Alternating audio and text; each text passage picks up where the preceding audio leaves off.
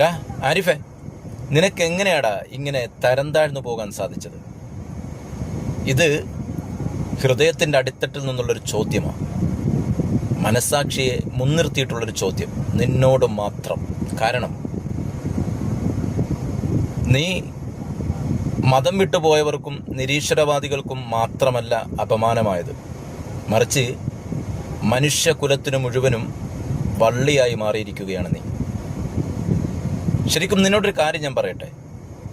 ഈ ഉറ്റവരും ഉടയവരും ഒന്നിനു പിന്നാലെ മറ്റൊന്നായി ഒന്നും പറയാതെ ഇറങ്ങിപ്പോകുമ്പോഴേ ജീവിച്ചിരിക്കുന്നവരുടെ മനസ്സ് മരവിച്ചു പോകുന്നൊരു സമയമുണ്ട്. അവരുടെ വേർപാട് കാരണം സങ്കടപ്പെട്ട് മനസ്സ് മരവിച്ചു പോകുന്നൊരു സമയമുണ്ട്. അങ്ങനെ മനസ്സ് മരവിച്ചു പോകണമെങ്കിൽ, അവരുടെ എല്ലാം വേർപാടിൽ മനസ്സ് സങ്കടപ്പെടണമെങ്കിൽ മനുഷ്യനായി മൃഗമായിട്ടല്ല, മനുഷ്യനായിട്ട് അവരോടെല്ലാം ചേർന്ന് നിൽക്കാൻ സാധിക്കണം. നീ 10 ജന്മം ജനിച്ചാൽ മനുഷ്യനാകാൻ നിനക്ക് കഴിയില്ല എന്നുള്ളതാണ്. ഞാൻ ഓർത്തു പോവുകയാണ്.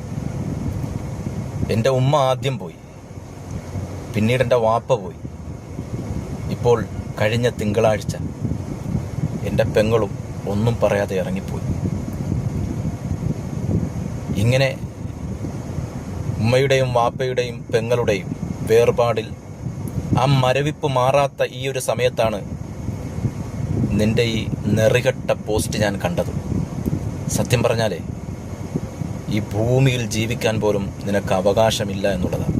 കാരണം ഈ ഭൂമി അത് പടച്ചിരിക്കുന്നതേ സ്നേഹം വിഭാവനം ചെയ്യാൻ വേണ്ടിയിട്ടാണ്. നീ 10 ജന്മം ജനിച്ചാൽ മനുഷ്യർക്ക് സ്നേഹം കൊടുക്കണ്ട.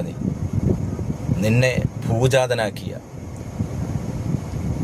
നീ ഇന്ന് ഈ കാണുന്ന രൂപത്തിൽ നെളിഞ്ഞു നിൽക്കാൻ കാരണക്കാരിയായി മാറിയ നിന്റെ ഉമ്മ ഉണ്ടല്ലോ, ആ ഉമ്മയോടെങ്കിലും കുറച്ചെങ്കിലും കടപ്പാട് കാണിക്കണ്ടേടാ ആരിഫെ.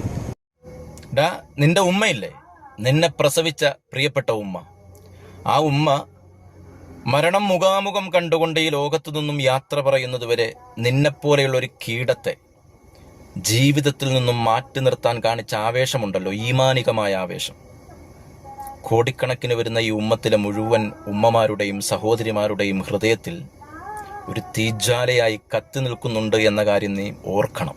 അതുമാത്രമല്ല, നീ പറഞ്ഞില്ലേ ഹൂറന്മാരില്ലാത്ത ലോകത്തേക്ക് എൻ്റെ ഉമ്മ പോയി എന്നുള്ളത്, ആ ഉമ്മയെ അപമാനിച്ചുകൊണ്ട് നീ പോസ്റ്റ് ഇട്ടില്ലേ?